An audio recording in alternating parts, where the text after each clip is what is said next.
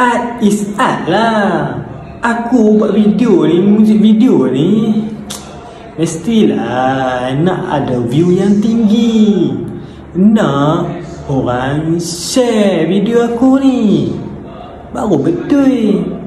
Ni buat video sendu, orang tak tengok. Kenalah buat adegan-adegan yang panas sikit. Ni pun betul music video.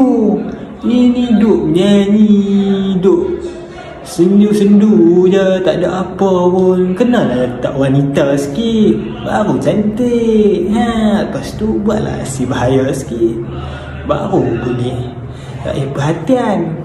Ini video menalah nyanyi je tak habis-habis. Aku nak kena buat macam ni jugalah, barulah ada view tinggi kan.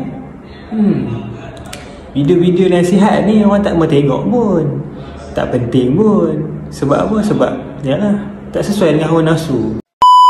Apa nak jadilah, art is art. Hey, orang dah tegak dah, tak payah nak buat video macam tu. Tapi disebabkan hawa nafsu, dia nak buat juga. Allahu Akbar.